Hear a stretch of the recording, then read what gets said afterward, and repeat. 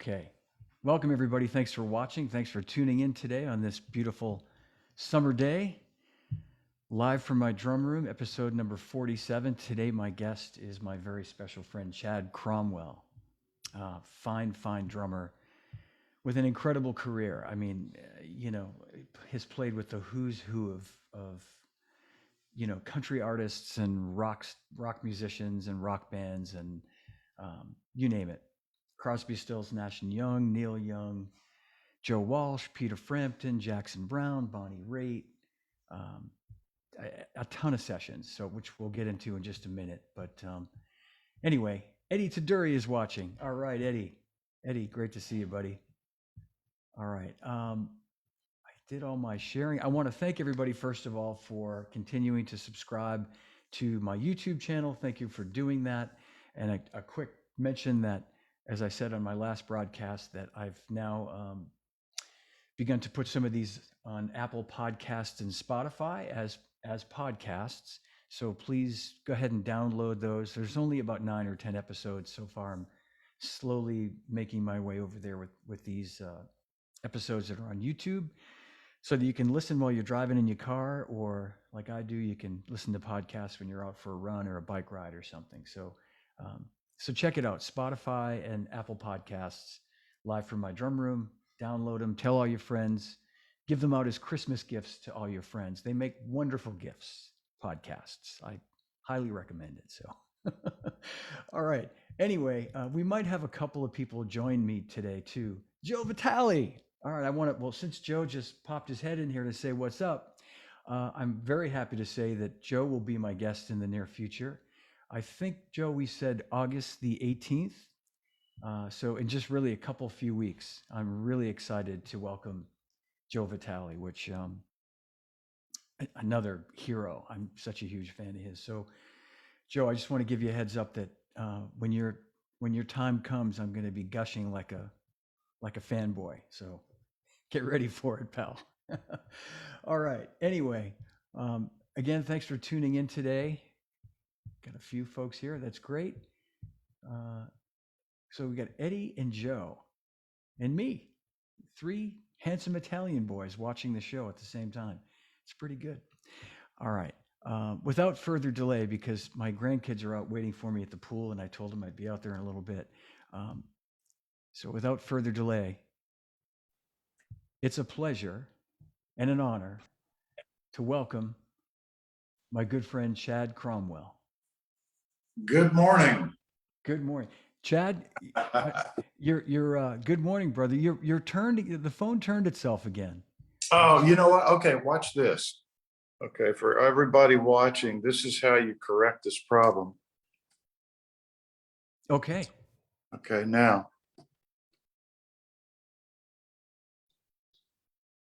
Yeah? Beautiful. Perfect. It's I'm paid a lot of money to sort problems like that out. So you're doing a fine job, buddy.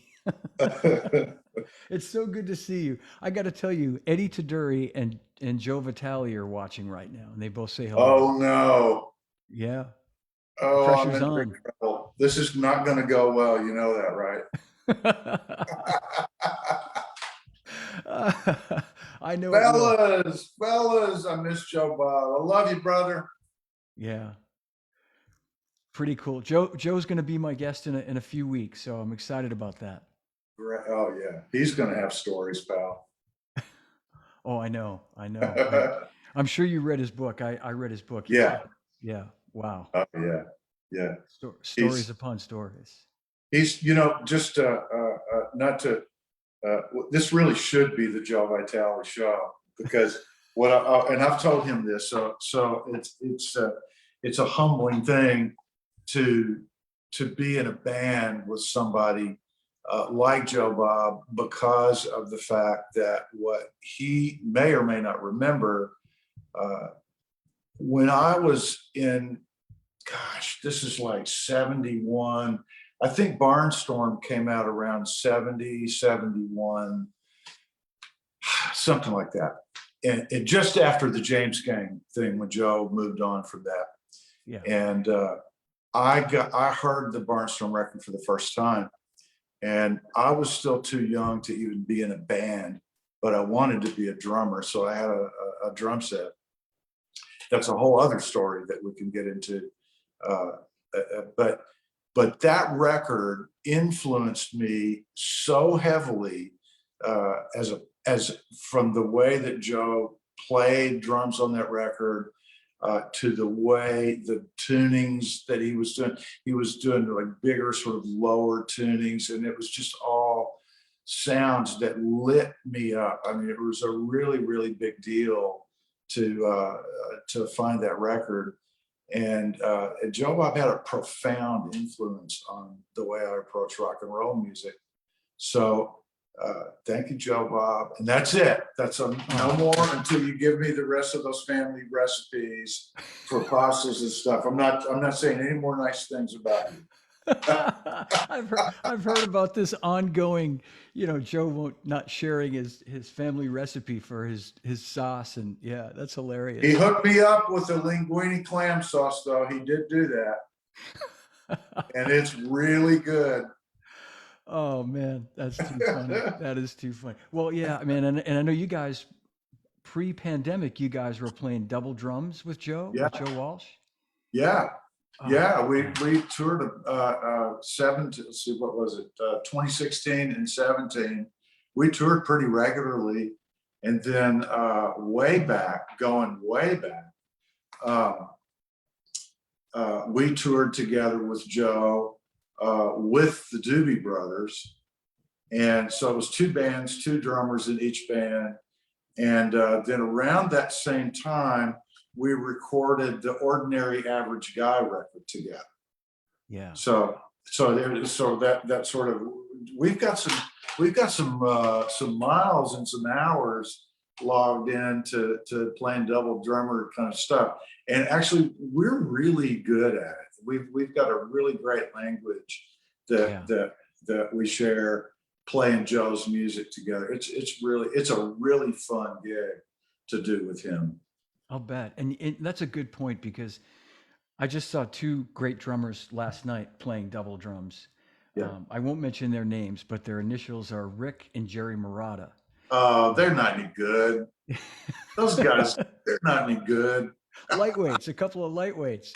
But yeah. But like you and Joe, man, you've got to be able to, like you say, communicate and speak that language, and the obvious thing, not getting in each other's way. And I could see, knowing your style and knowing Joe's style, I could see that working perfectly with you guys, because you guys know how to play a song without, obviously, not inherently being busy. If the song calls for playing a little bit more, you'll play a little bit more. But you guys are such groovers, and you know how to just play the song, the part, and not get in the way. Yeah.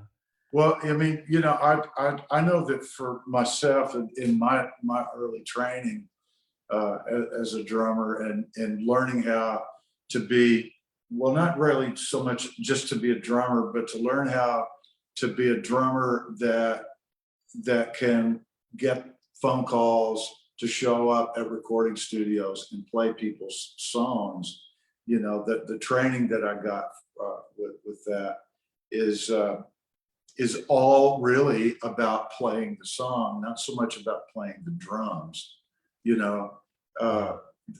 That's, I mean, obviously you got to play the drums, but it's really about understanding and interpreting the song for the artist and the producer that you're working for, and what their vision is, and maybe what your vision is that you can contribute to the process, and so like my training is deeply steeped in Memphis R&B. That's how I was taught. I was taught by, and I've told this story a number of times, but I was taught by Jim Stewart, the founder of Stax Records, and his partner, Bobby Manuel, who was one of the Stax backup guitar players to Cropper back in the in the 60s, when the heyday. But then those guys, Jim and Bobby, subsequently after Stax folded, began their own journey with Jerry Wexler and Atlantic, and a production deal with those guys. And that's where I got my schooling, was that phase of their careers. And man, I cannot tell you how many times I was told, don't play a fill. No, don't play any fill. It's Yeah, just yeah. strictly about groove and making that feel good. And so anyway, all that being said, Joe, I don't know his early training. I can't say that I know that story, but I can guarantee you somebody got in his ear about the importance of the song, translating that on drums. So, yeah, Joe Bob and I, we just have a thing, Yeah, well, I yeah. think we understand that process pretty well. I think so. And the first time I saw Joe play live, the first time I met him, and it was just an introduction. I'm sure he doesn't remember this. It was almost 30 years ago. He was playing. My friend Marty Farah was playing drums with Glenn Fry, and there was a double bill of Glenn Fry and Joe Walsh, Yeah. and Joe Vitale was playing with Joe Walsh, of course. And I remember before the show, I was backstage, and I met Joe Walsh for the first time, which was pretty funny. But he I'll tell you that in a second. But he introduced me to Joe Vitale, and really nice guy, and I was obviously a big fan. And I remember that night Joe playing a lot of keyboards, playing drums, of course, with Joe Walsh. But then there was some when Glenn and Joe got together and did some songs together. It was Marty on drums and Joe Vitale playing great keyboards, and very impressive. But Marty introduces me to Joe Walsh, and I think Joe. I hope he's not watching this. I think he was still drinking at the time in 1993, possibly. In 93? 93? Uh, He might have Man, been. I don't I know. can't remember the exact day. That's close to around the time I think he was got back together with the Eagles and the sobriety process started. I can't remember exactly. Yeah, yeah. It was prior to Hell Freezes Over, the Eagles, Okay. by maybe a year or two, maybe a year. But he was really nice. He was really funny. Marty introduces me to him, and he's really nice. And he said,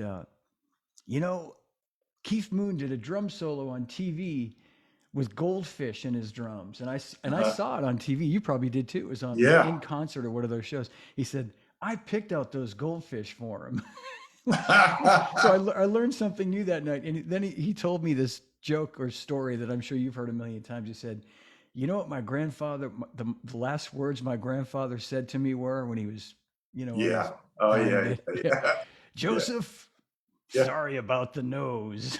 Sorry about the nose, man. Yeah. That's a great story. Yeah. Yeah, it still makes me laugh. Well, Joe Uh, is a funny man. He is a seriously funny guy. yeah. But I started to tell you this off the air, but I'll just quickly tell you, you and we hadn't met in person yet. I had spoken with you on the phone. I think you'd been a Zildjian guy prior to me coming on board. I started there in '89, and I think Yeah. you signed with them before that, a couple of years before. But I knew your drumming from Neil Young. I think from because there's a video of Rocking in the Free World, right? There's Yeah. There's like a yeah, you mean like like an MTV kind of a video? yeah, like a Yeah. live, live, yeah. And I'd Yeah. seen you on that. I love that song when it came out in '89, and I knew that was, oh, that's this guy Chad Cromwell, you know, great drummer. So you were playing either with Jackson Brown or Bonnie Raitt, and you came to Great Woods, the big shed, outside of Boston, where I saw you a million times. And I knew Deborah Dobkin from when I lived in LA from Yeah. like 1985. So Deborah was on the gig playing percussion, and I bumped into her like when I got there at the gig, whatever gig it was that I met you at. I said, I'm looking to meet Chad Cromwell. We've spoken on the phone a bunch of times. I'm excited to meet him. She said, well, you can't miss him. She said, he's tall, good looking, looks like a pro ball player. and then I finally saw you, and there you were, tall, like, and you looked like a pitcher for like the major leagues. You know what I mean? Like you go, hey man, like gave me a big hug, and And I just thought that Hey, was, wait. Did you think I was good looking? of course I did, and I still do. Of course I did. Yeah. Man, that's so funny that Deborah would say that, because I talk to my wife Wendy all the time about this, or not all the time, but when I think about when my early days, I aspired to being a baseball pitcher. That's what I wanted to do. That's what I did in school, and Wow. I really had a passion for that sport. And my dad was a scholarship athlete, and I aspired to that. It didn't end up happening that way, but for her to say, "Well, that's the guy who looks like a baseball pitcher," Yeah, she that did. was And exactly what I wanted to be, you know. yeah. So, and and so with you guys being growing up as a Red Sox fan, it's like, forget about it. See, I was a Yeah. Sox fan all of my life. I didn't You know know, that. Wow. yeah. I followed the Sox for a long time. In fact, one of the high water moments for me for sports was getting to go. Let's see, this was 2000. This was 2006 during the Crosby, Stills, Nash and Young tour, and there was a very important uh, series going on, a 4-game series with the Yankees visiting Boston, Ooh. and you guys were deadlocked, and it was down to the wire. It was unbelievable how exciting that was, and Neil's or Bonnie. What's Bonnie's last name? Spacing out now. I'm so sorry, Bonnie. Anyway, she worked with Neil's manager Elliot Roberts over at the management company, and she was also a Boston native, and she knew people, and so I said, Bonnie, it was short notice. I said, is there any chance? Is there just any chance? And she started laughing at me. She knew what I was asking her for before I even said it. And she said, you wanted to go to the baseball game, right? And I said, whatever it takes, And she went, I seriously doubt that I'm going to be able to help you on this series, but let me make a few calls. I'll get back to you. And she called me back like the next day and said, I got you some tickets. Wow. So I got to go and see those guys go at it. And the Yankees were staying in our hotel. Oh, that's too So funny. I got to meet Derek Jeter. I got to meet, several of those guys.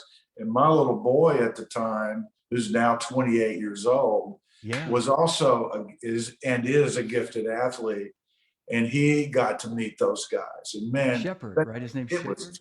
It's just, there's nothing like it, there's Yeah. just nothing like it.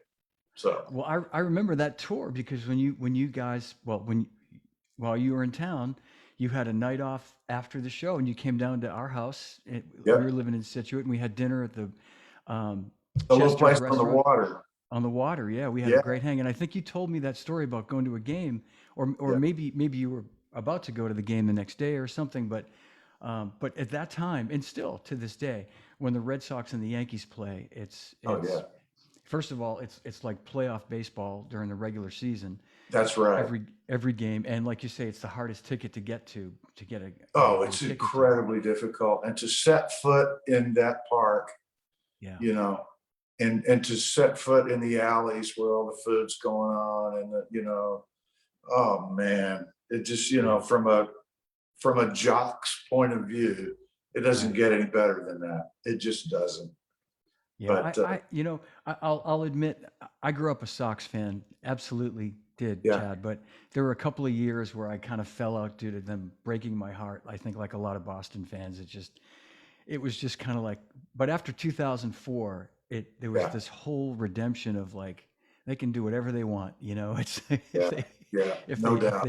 that was that. And I got to the first game of the World Series that year. My sister-in-law Kelly's sister had it in, and got us these great seats, and just to be able to go to just any game in the World Series was just unbelievable. And Yeah. yeah, phenomenal. Good for you, man. Good for you. That's Yeah. big. That's a big deal. You know, and I got to say, speaking of 2006 in the Crosby, Stills, Nash and Young tour, Mhm. that still 15 years later resonates with me as one of the greatest shows. I know I told you this the next night when we were at dinner. It had this like, for no other word other than spiritual kind of effect on me. It really did. Seeing those guys, you and Harry, our good friend Harry McCarthy, who was your tech on that tour, Yep. got me a spot, and I think Jim McGathy was there. I don't know if he was lucky enough to be in this spot, but I was sitting behind you most of the show. I was literally on stage in a little spot by Harry, because Harry and I are about the size of you can put us in a shoebox, basically. That's So we were out of the way, but there's Harry. He's right on cue. Harry, we're talking about you. But I yeah. had this amazing spot Well, right. this show is actually really about Harry McCarthy, isn't it? It is. It's I always mean, about Harry ultimately, we're McCarthy. leading up to really the focus of this is Harry. It's always about Harry. Come on. He's saying stop. No, but I just remember sitting there watching the show, the intensity of you playing, of the four guys, the whole band. And at one point, Graham Nash, I remember maybe it was for the encore or something. He came walking by me. And as he walked by, he put his hand on my shoulder and just smiled at me. And I was like, wow, and I'm not starstruck like that. I'm really not. People probably think I am, but I was, it just it really moved me. And Neil especially was like, he had those flip flop, shoes. Do you remember that? One Yeah. said flip, one said flop. And Jim McGathy Yeah. went up to the merchandise booth and bought me a pair. I still have them. But it was hilarious, man. But it was just such an amazing show musically and spiritually, and That was an intense tour, man. That was, we had made this record called Living with War. And it was when that record got recorded, it was just one of those, like, not so unusual for Neil, but I think it's a fairly unusual process of recording where he had these concepts for making that record and wanted to record the songs. But the way that we recorded them was three-piece. It was just me and Rick and Neil in a small recording studio on his ranch that, it was a very small studio. And so not a ton of room for a big band. So we set up and, to do this thing. And it was just Rick and myself, Nico Bolas and Neil. And we started, like, he would come in the door with a song that he had awakened to that morning, and he wrote the song out, right? And then he brought it into the studio. We would record the song, and then he would leave. He would go back to wherever he was going, his house or the train barn or wherever, the White House, all these places on his ranch. And then he would come back at whatever point in the day, we never knew when it would be, with the next thing that came to him. Wow. Right? So it was this real kind of stream of consciousness, or I think he even mentioned that one or two of the songs came in a dream. It was just this really, like, obviously something that was weighing really heavy on him as a writer, as a composer. And so this method, we just put it on tape, three-piece, kind of rock and roll, whatever. And then down the line, he went into the process of finishing the record. And then now there's a gigantic choir involved in the record, right? And so he added, this really huge choir, sort of arranged and led by Daryl Brown, and of course overseen by Neil and produced by Neil, and so it became almost bigger than, almost like hymnals, like reading, like singing songs out of a hymnal kind of a vibe, with this sort of heavy underpinning of rock and roll, like really raw rock and roll. And who is that? This is Fiona, by the way. This is Hi, my Fiona. granddaughter, Fiona. How are you? That's my friend Chad, who's a drummer, a really good drummer. You think Pops is a good drummer? Yeah. He's about 100 times better. That's not true. He's really, really. Your good. grandpa is a much better drummer than me. No. I can't tell. Huh? I can't tell. She can't tell. Oh, you know what? This microphone. Let me. Oh. I'm gonna. Sorry, Chad. She just wanted to say hello, and I'm gonna put the. Oh. Okay, you should be able to hear her better now. How about now? Can you hear now? Can you say? Can you hear her? Yeah. Okay. She wants to show you that she lost her first tooth this week here in Wait, March. okay, hang on a second. Whoa. So what about the tooth fairy? Have you guys started writing the letter and getting prepared for the tooth fairy? She already came, actually. Really? Yeah. What kind of car did you get? I didn't get a car. I got $20. Okay. 20 That's bucks. heavy money. I'll tell you, Chad, the tooth fairy is a lot more high tech than when we were kids and we lost our teeth. Yeah. Now there's like a special pillow you put the tooth in. Yeah. And the tooth fairy can find you wherever you go, right? Yeah. So you're pretty far away. She follows that money. It follows it. So here she is on Martha's Vineyard. She woke up the other morning and there was a receipt that the tooth fairy had taken the tooth And confetti. and confetti and two $10 bills, because the tooth fairy knew that Fiona loves Hamilton and the $10 bill has Alexander Hamilton on it. So it's very okay. Yeah, that's pretty big. That's a big Santa deal. watches me all day and night. yeah. So did you tell Fiona that she, with one of those $10 bills, did you tell her that she has to take Grandpa out for some ice cream with some of that money? She did offer. She offered to spend it on treats for us. Treats? For myself. Oh, for yourself. Yeah. I think you should keep all 20 bucks. Yeah. Oh, yeah, and so my wife is reminding me to let everybody know. I think people might know that Fiona is a drummer too, Oh, and she's been playing some drums downstairs here at the house. well, excellent. Yeah, Excellent. Well, carry on. Keep playing. yeah. All right. Well, this was fun, honey bunch. And you're a dinosaur fan too, I see. Her little brother is the biggest dinosaur fan, but she's a big dinosaur fan too, right? Yeah. Yeah. But you're gonna go swimming now, right? Yes. And I'm gonna be out there when Chad and I are done with our talk. I'm gonna be out in that pool with you. Sounds good?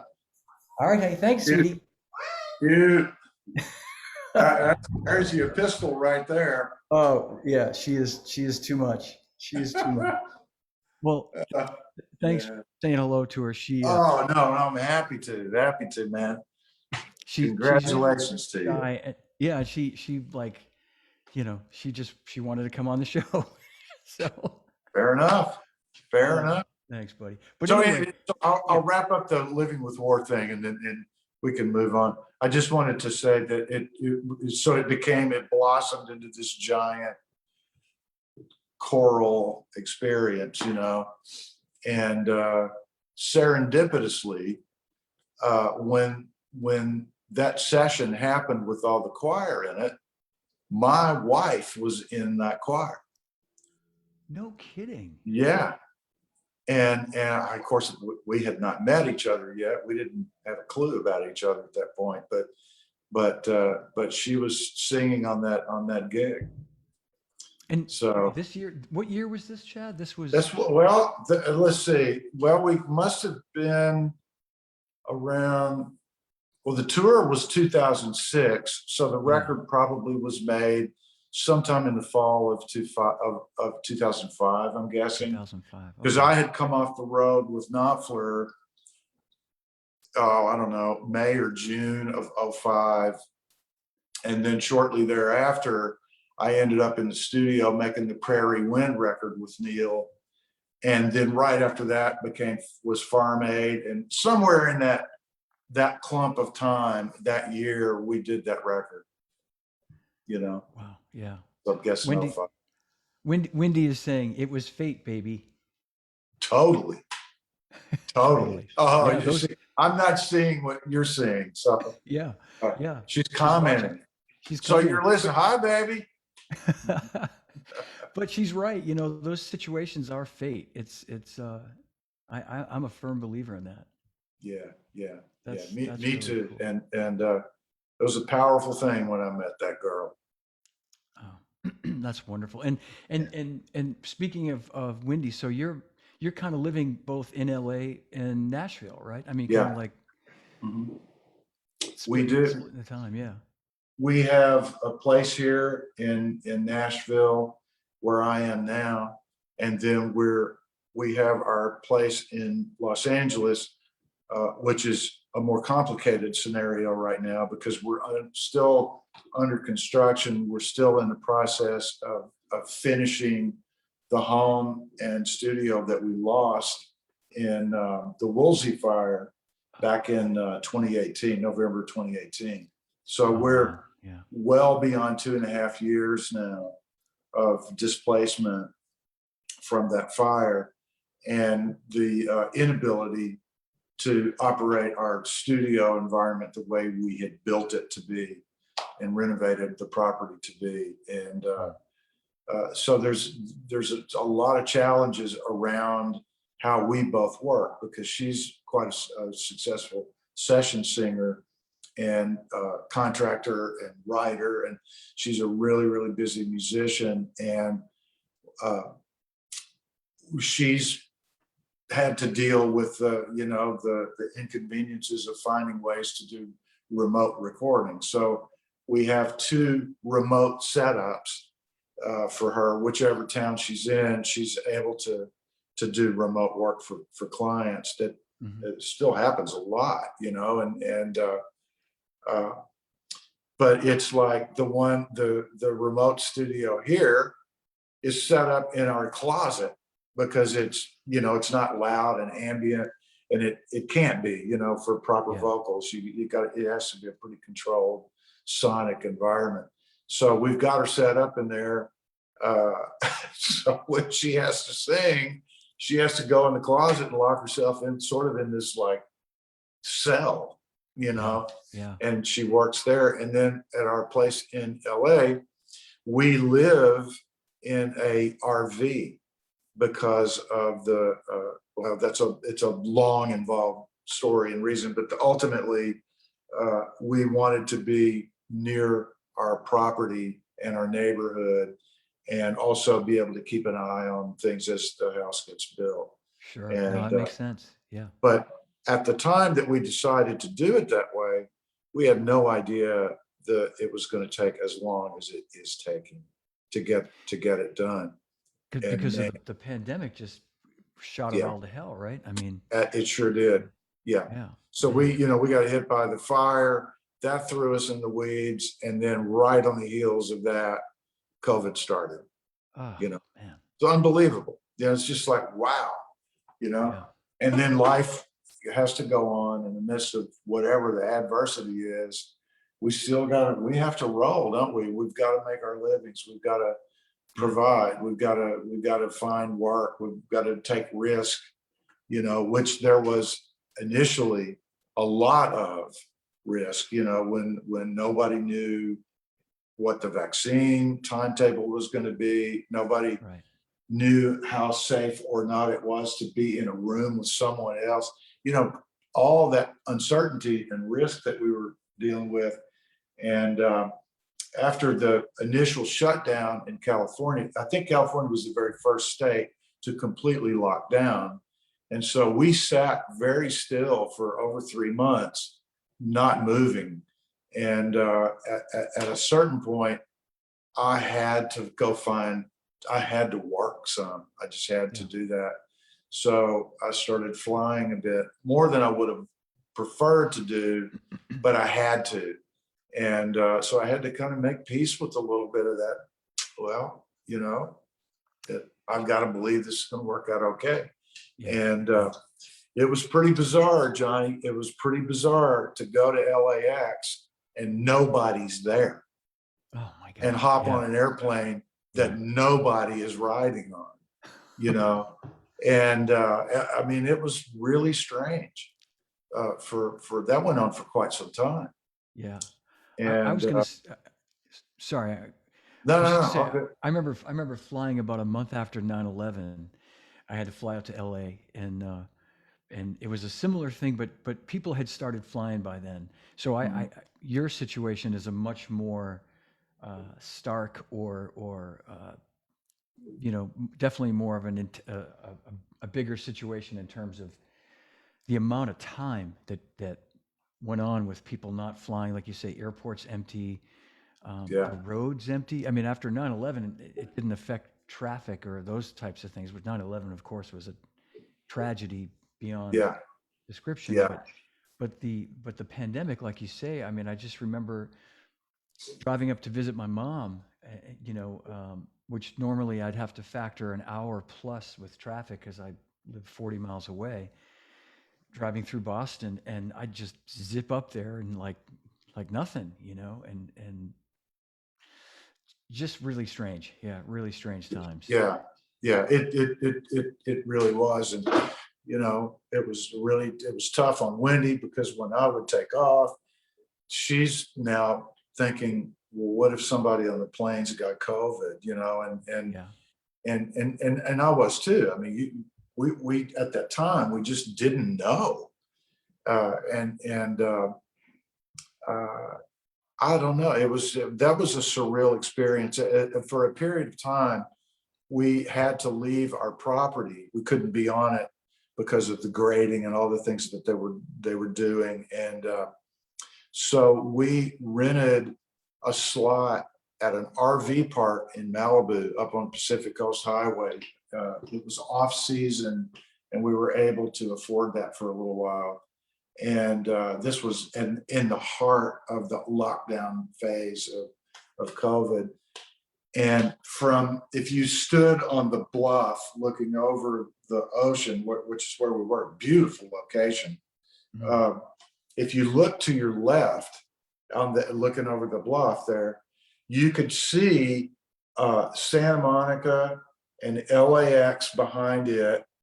And then you could see downtown Nashville, downtown Los Angeles behind LAX and Santa Monica. The air was so clear Yeah, because there was no air traffic. There was just nothing going on. All the traffic, much less traffic sure. on the Yeah, roads, because everybody was staying in. So the sky was like unbelievably clear. And I've never seen Los Angeles look like that before. That clean, and it was like downtown looked like I could throw a rock at it, wow. from Malibu, From you know. Malibu, yeah. So yeah, so Wow. anyway, it's just like one of those powerful images I have in my mind, especially at night, when you might see one airplane, maybe one plane an hour take off Yeah, instead of 100 an hour or whatever it is, yeah. So yeah, so traveling through all that, man, here we are, trying to get back on track, Yeah, yeah. Well, it sounds like, I mean, yesterday, you were working all day with Kenny Chesney, so Yeah, it sounds like it's somewhat business as usual for Chad Cromwell. I mean, it is. It is now, thankfully, great. business in Nashville has picked up, and so I'm getting my little chunk of the pie of work, and really grateful for that. And the live thing is starting to see signs of life again. And I was going to ask you that. You know, so I've got dates that I'm doing with an artist that he's actually he's like my brother now.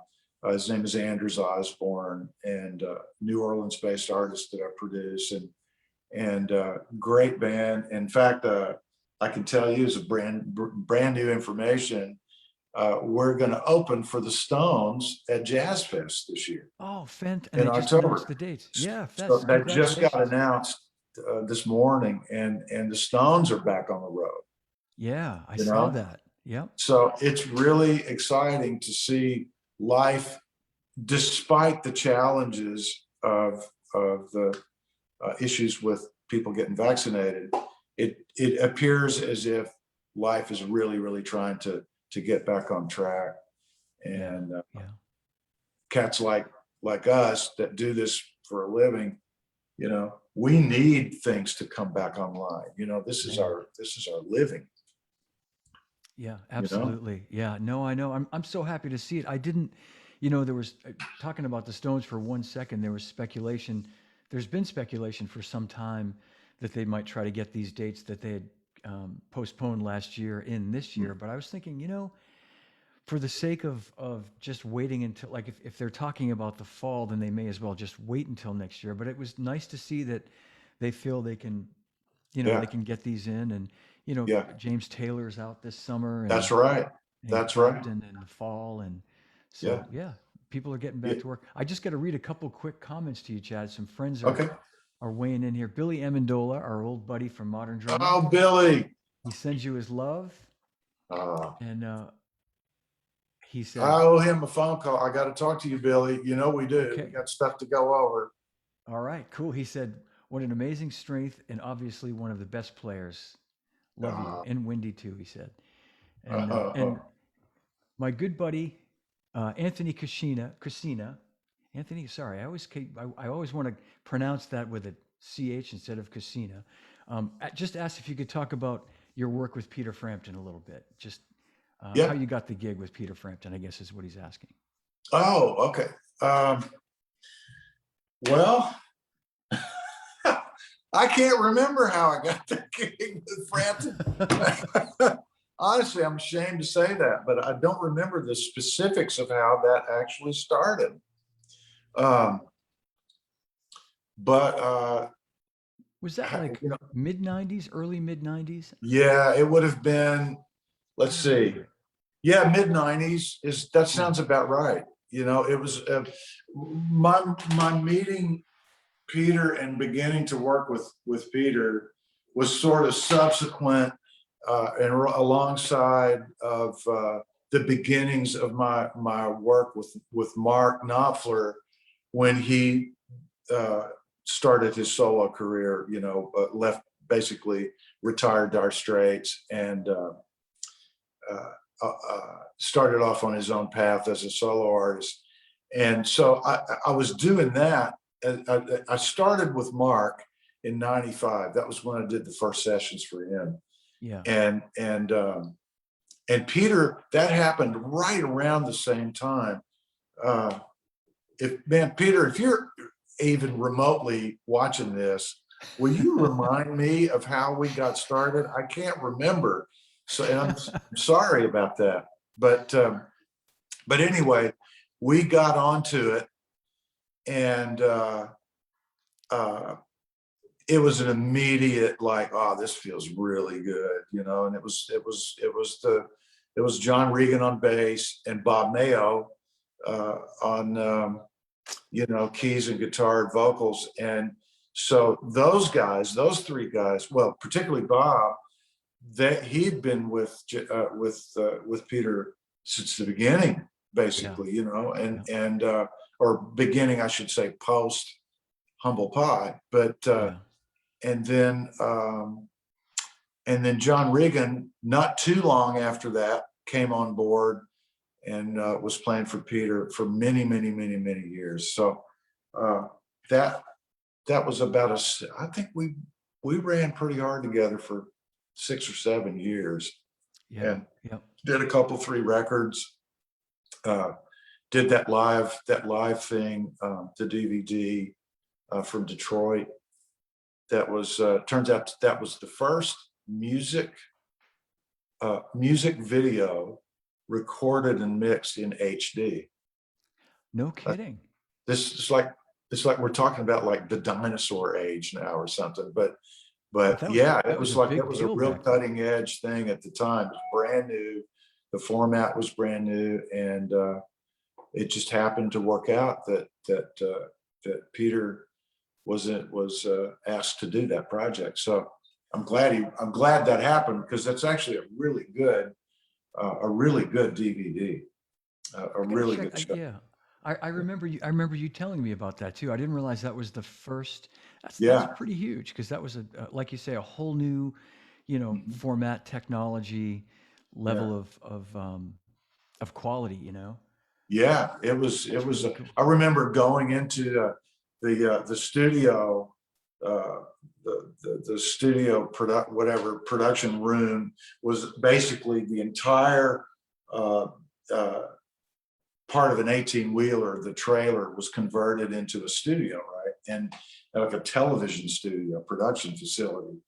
And I remember going in there to see some of the footage or the video um, after the show, and it blew my mind. That was the first time I had ever seen HD, Yeah. and on a big screen in a Yeah. dark room with great audio.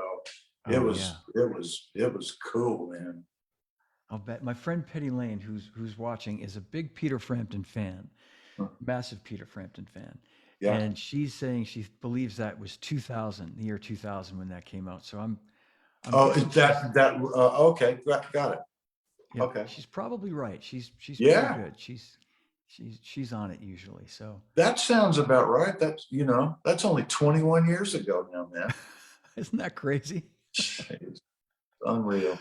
Let me see if there's a question I might have missed here. Um, Okay. some great guys watching, great friends. Dave Wasikkinen's watching. George Sandler met you at the NAM show. He said you were a Yeah. great guy. Mhm. Yeah. Let's see. I apologize to anyone who asked a question and I missed it. Eddie said we would share recipes with you, but then we'd have to kill you. Eddie Taduri. Exactly. Right. That sounds about right. That's Eddie. Yep. Exactly. Yeah. All right. Well, I was just going to say, I was just going to ask you, just because we just the other day we were talking, and you mentioned you were working with Kenny yesterday, and Uh-huh. and I thought that would be a good segue just to sort of talk about, just giving people an idea when you're called to go in and do a session or a record with a guy like Kenny or any artist. How much of that are you coming in like? Are you writing charts when you come in there? Like, do you have an idea what the music's going to be before you get there, or is the producer or Kenny or both like playing, um, demo tracks for you to listen to get an idea of what you're going to play? Or just love to pick your brain on like how that process works for you. Sure. Yeah.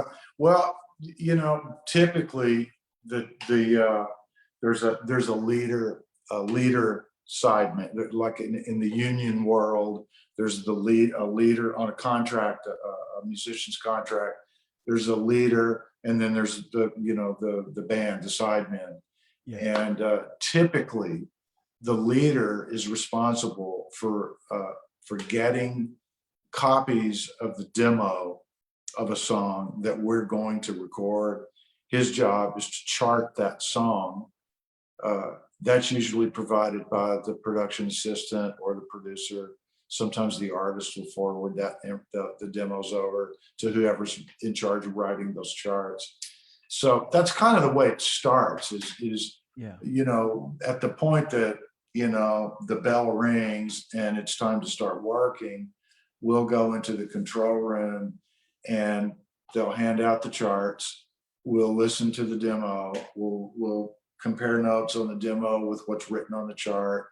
And at that point, we all collectively and individually start to make our own notes on that chart about what's essential to include from the demo, and or we'll start making notes to change what's on the demo to try to make it a better record for the artist. In this case, since we're talking about Kenny, this is for him, so we're trying to get a fundamental starting place beyond the demo, right? Right.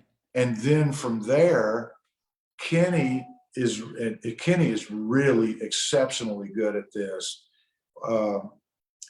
He really pours over. Him and his producer buddy Cannon really work hard at the song selection process. So long before any charts are written or any of that happens, they have spent, I don't know how many hours, and I don't know how many songs they've gone through to choose the batch that they want to record. So that work is basically done. And then Kenny will articulate pretty specifically what he wants to bring across from the demo and what he's open to change about, Yeah. So by the time we get on the floor and start tracking and playing, we've got a pretty good roadmap written before we even set foot on our on the guitar chair or drum chair, keyboards, whatever it is. We've got a pretty good idea of what we're going to go chase after, Mm-hmm. and then once we start playing, as once you actually start playing with the band that you're with, that informs everything that happens after that, because now the demo is just the demo that we listen to. Now we've taken it, we've taken it to another place that might be very similar, but our job is to elevate that and take that to a whole other level above the demo, and hopefully make something out of it that the artist is really going to be excited about singing, potentially for the rest of his or her career if it's a hit. You know what I mean? Yeah. So Absolutely. Yeah. so that's kind of it's an important job that we have to help these artists get what they want, because they have to live with this music forever. Right.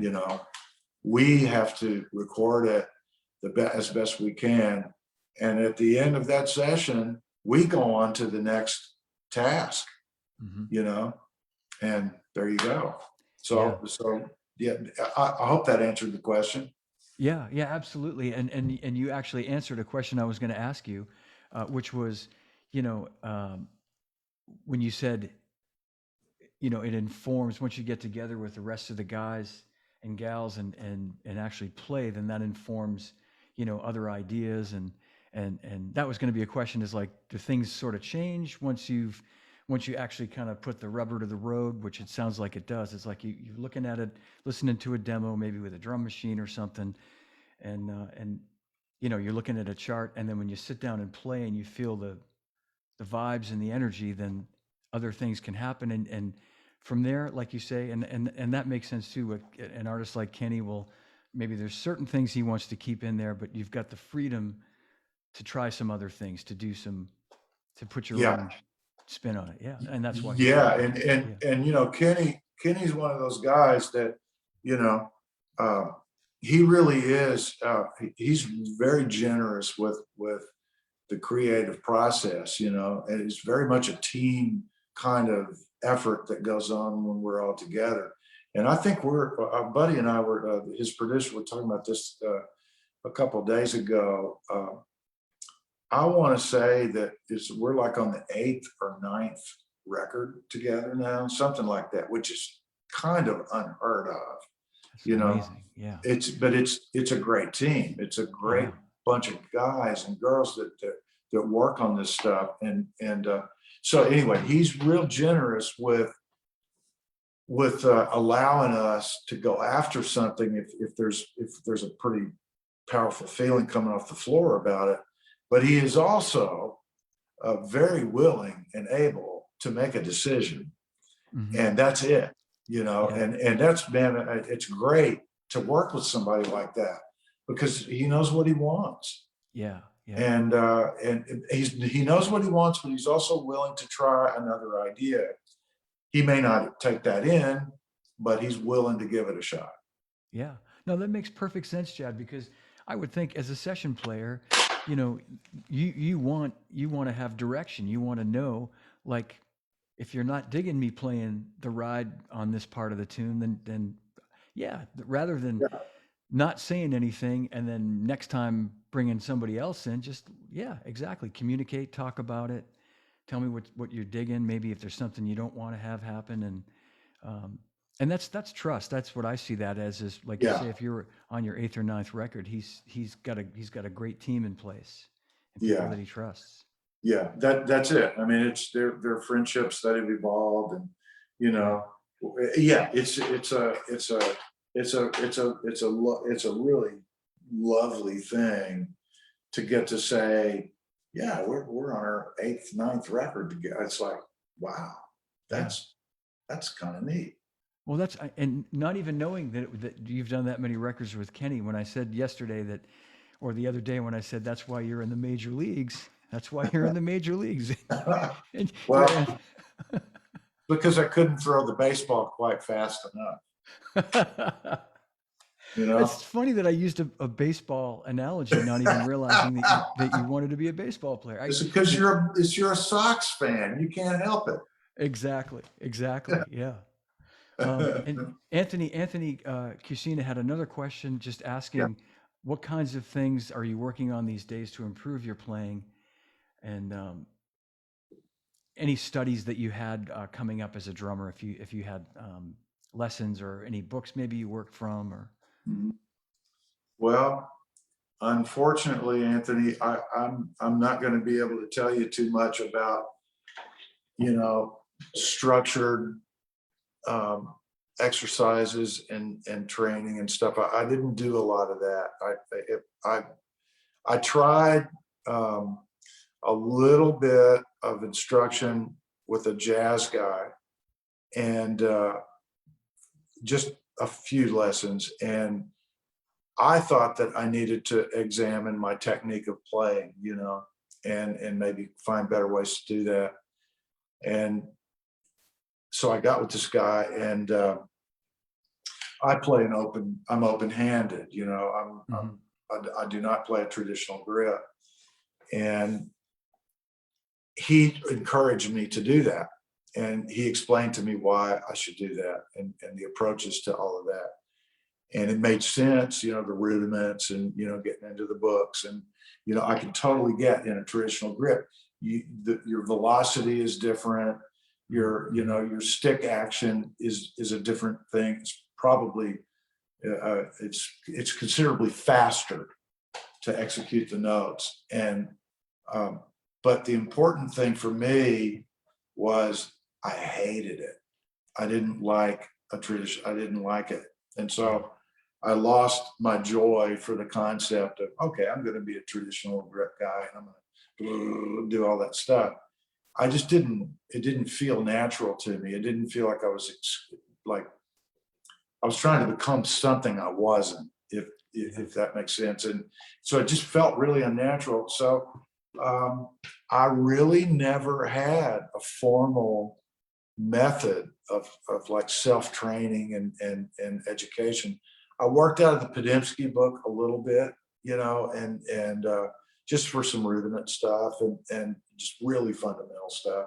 Mhm. Uh, but mostly what I did was I listened to records on headphones, literal like LPs on a shitty little record player that had a headphone jack. And I sat on my kit, and I learned to play Barnstorm note for note, or I learned to play, Roundabout by Yes, or I learned how to play Al Green stuff that Al Jackson and Howard, on and on and on and on. Yeah. Yep. That was my schooling until somebody gave me a job to play the drums for them and pay me for it. And then that sent me on a whole other kind of journey, of working for people who were showing me new ways to do things. and in some cases kicking my ass all the way down the road until I figured it out, you know?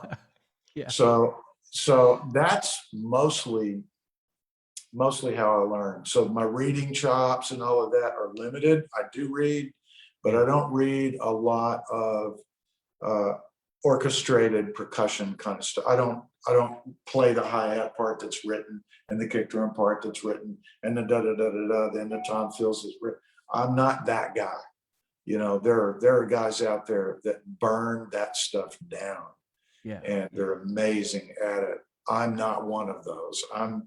I like to think of myself as a band guy, mostly, that happens to be a session player. So I read well enough, but I'm not an amazing reader. Yeah, no, that's and it works great for you. You know, you have enough of a fundamental reading, you know, understanding of reading to do what you have to do, but you don't. And it sounds like, you know, for the records that you're doing and all the work you do, and there's a ton of it, you know, you're not having to come in and read an entire chart of you know, notation of like you say, how many beats to play in the hi-hat and and all that. And I was Not gonna ask too you, often. Yeah, not I too don't often. do that too often. Hey, But Chad, huh? I'm sorry, I was gonna say, and you do some things left-handed, right? Am I right about Yeah, that? well, Do I'm you? ambidextrous. So Okay. you know, being self-taught, I didn't know that you're not supposed to do something. I just knew, oh, that's easier to reach than that is, you Yeah. know. Yeah. And it kind of starts, you know, you start putting your single stroke fills in there, and you've got a pretty good idea you're going to land your single stroke, however you lead your fill, you're going to land either with your right hand or your left hand. And sometimes I don't know which hand it's going to be until I get to the end of the fill, because I'm really not that skilled at it, you know. It's Oh, all that's instinct. It's just all yeah. like reacting to a moment, you know, a musical moment. I didn't I had realize no that. idea. Yeah, I didn't realize. So you often will lead. Do you often lead fills with different hands? Do you Yeah, not predominantly lead with your right or your left? Just yeah. it I can mean, change. well, probably predominantly I lead right-handed, Yeah. you know, but that that's not always the case. Definitely not. I mean, you know, Yeah. sometimes I'll find myself thinking, ooh, you know, what if I do this, you know, and Yeah. it's either going to work really well or it's going to cause a train wreck. I'm never sure, but I try not to have the train wreck. But see, that's cool. That opens up a whole other level and world to you, like you say, where your mind's not blocked or set on, you know, it having to be by the rules. The rules are I have to do it this way. Like if you're comfortable doing it with your left hand, that can open up another, I don't have to tell you this, but like another sort of parameter to doing something with your right hand while you do that Yeah, with your left hand absolutely. that a Yeah, lot of yeah. guys might not have Well, that. you're a southpaw. You know, Yeah. you're a lefty, right? So Yeah. I would be willing to bet you that you're doing some of that too. You know, uh, just because sometimes the notes that you're playing, if you're playing by instinct, you don't know what you're going to do next. You're going to Yeah. respond to something that triggers a way to express that passage through the arrangement, and it may be that you've got to lead something with your right hand instead of your left, or vice versa. Right. And that's the whole instinct of playing. I guess that's the improvisational part of it. And really, I think that the further outside of traditional construction that you get, I think that's where the further away from that you can get, the closer you're going to get to what your real signature is as a player, like Yeah. where it's all coming from, you know. It's because we can all learn what it is we're supposed to do, right? But how we learn to express ourselves just purely by instinct is the great unknown. I mean, Yeah. Yeah. that's why we go and we want to see what Max Roach wanted to do, and that's why we go and see what Al Jackson did, and what, you know, Bill Bruford and on and on, and all these amazing drummers that have done stuff that the cats that we all read the books about were the guys that broke all of those rules. Right.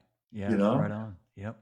And that's what we study. So to try to find out what your signature is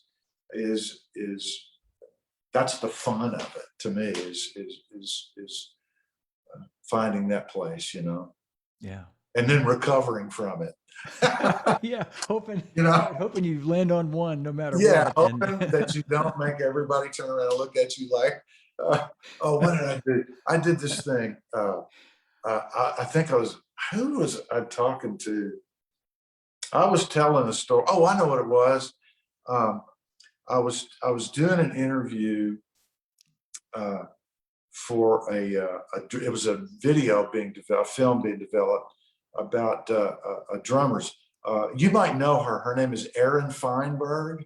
Oh yeah, sure. Yeah. Yeah. Yep. Right. And the drummer film that she's been working on. I don't know where she's at with all that right now, but I did a kind of a part of my interview was dedicated to talking about stuff like this, and I told her this story about working with Neil, and we were, I don't know where we were, but we were playing somewhere, and I'm playing, and I somehow just got a little too carried away with where I was in the moment. I don't remember exactly what was happening, but what I do remember was he turns around and looks at me on stage, and it's like, what the fuck are you doing back? It was like one of those kind of like, oh, there's a double barrel shotgun aimed at me right now. How do I survive this? And I'll never forget what that felt like. And it was me, really, all I was trying to do was expand on the musical thought that was going on at the time. Yeah. What my mistake was is that I didn't stay in the lane that ultimately lets Neil determine where we're going, Well and said. it took time for that relationship with him to build to the point where we could mutually trust each other to push and pull in places where maybe, it's unexpected, but hey, let's go, and for years, it took a lot of those, what the fuck are you, it took a lot of those before I started learning the language well enough to step out on the limb with him, instead of interrupting his process, right? So, there's a limit to how much signature you get to put on somebody else's music, but you got to try, right? Yeah, no, that's a great story, man. That's a great lesson. And Joe Vitale saying, "I've seen and heard that response." Yes, he has. I guarantee it. Yeah, yeah. Oh, that's too funny. I'm sure the two of you guys could just tell war On stories and all on, day. Yeah. on and on and on. Yeah, we could do a year of this. Yeah. Man, I was just talking about that too.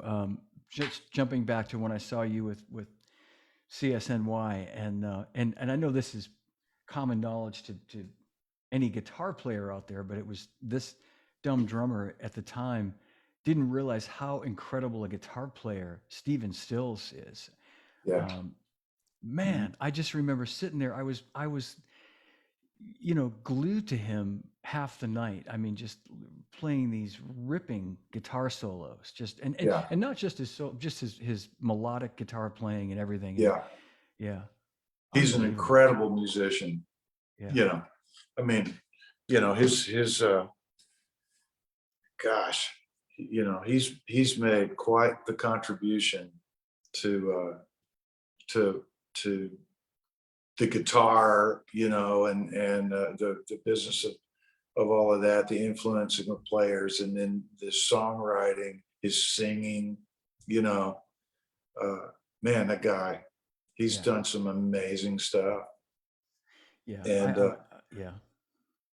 and he's such a character, he's just